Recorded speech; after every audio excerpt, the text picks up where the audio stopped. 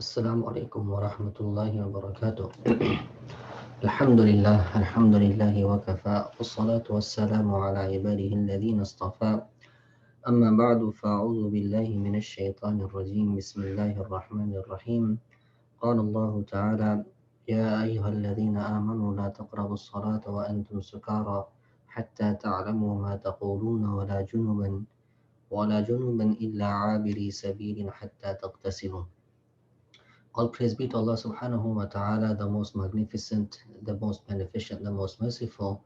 All praise be to Allah subhanahu wa ta'ala for all His ni'mah and favors that He has bestowed upon us. All praise be to Allah subhanahu wa ta'ala for giving us the divine guidance, the tawfiq, and the life to be present on this broadcast today. Today the topic is of the ritual washing of the body, which is also known as the ghusl.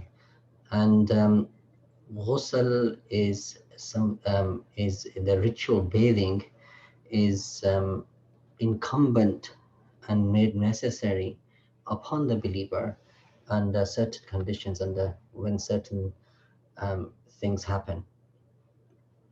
Number one, if there after intimacy.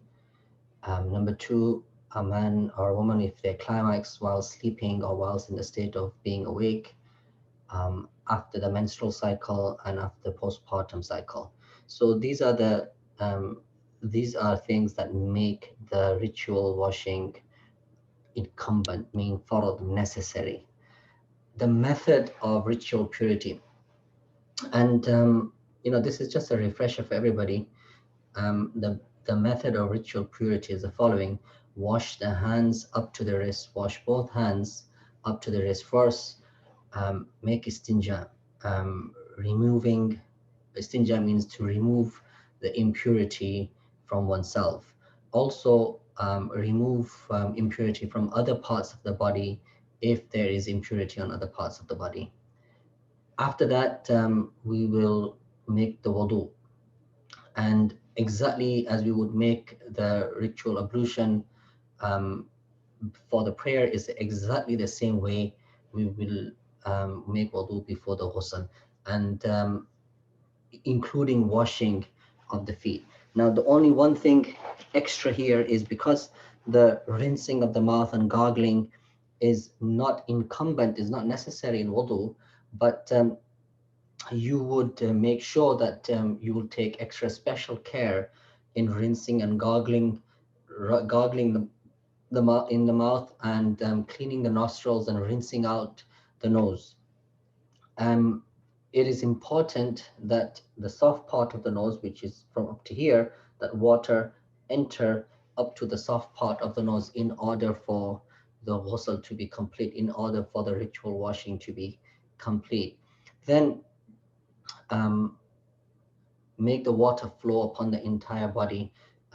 Some ulama have written that a person should wash his right side first and then his left side as part of the sunnah. But the purpose is that water should flow upon the entire body, and you can rub yourself with soap or body wash, and then making sure that the entire body is drenched and the water flows over the body at least 3 times, or enough water passes over the body that it would be considered that if you were manually washing, that 3 times the water has passed over the body.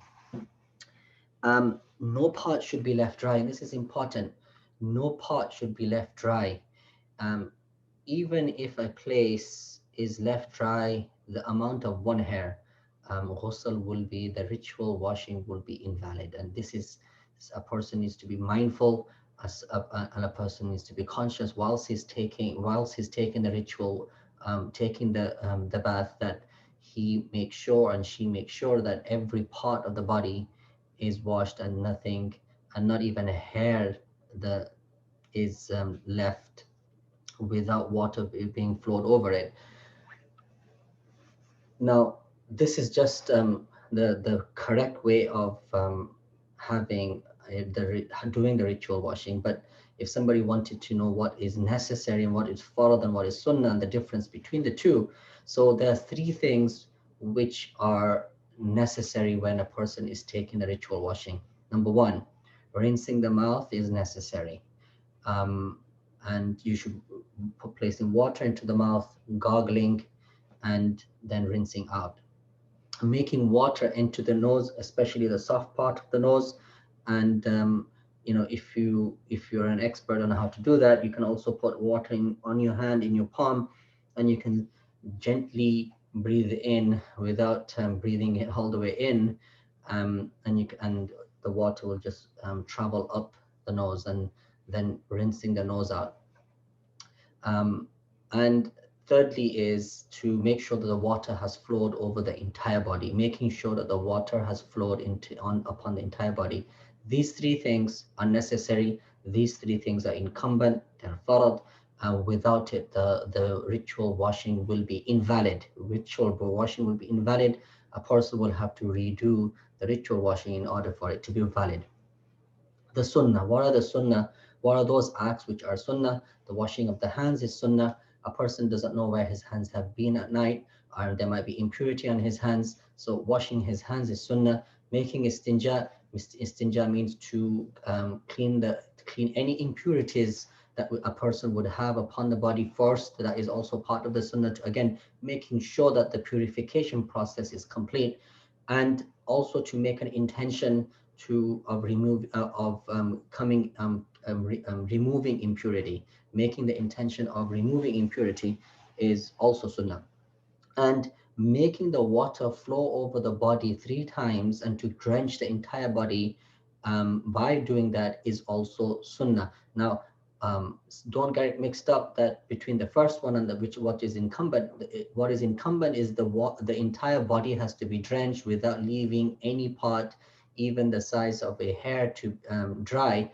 So that is, if that is done once, the incumbent part of the bath and the ritual washing would be complete, but it is sunnah to do it 3 times just to make sure. There are certain etiquettes of taking a bath.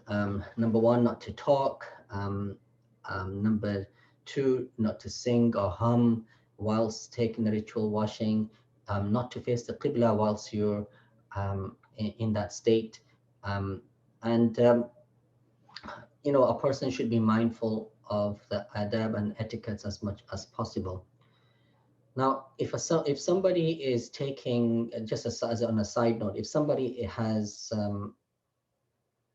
taken a ritual bath, and he's washed his body, and when he leaves the shower, or he leaves the area in which he's taking the bath, that or the ritual washing, is then he remembers, did I wash my nose or not? Did I rinse my nose or not? Did the water reach up here or not? Did I gargle correctly?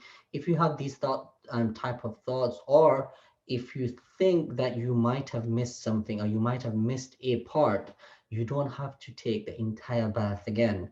You can just wash, you can just go and rinse, and you can gargle, or you can wash that part, and you can make water flow over that part upon which you think that might have been left dry. Thus, the ghusl will be complete.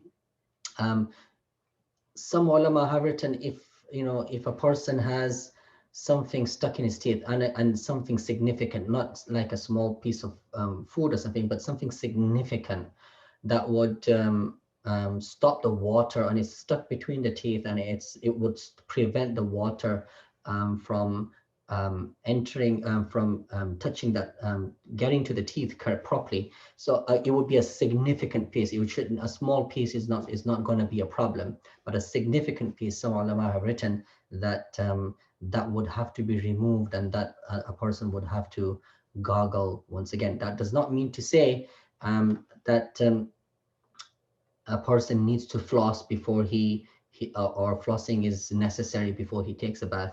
This is just like somebody's eating something, and a big piece, something gets stuck between his teeth, and he's unable to remove it at that time, and he takes a bath, and so he would need to remove that, and then he would need to take the bath. Those women who have um,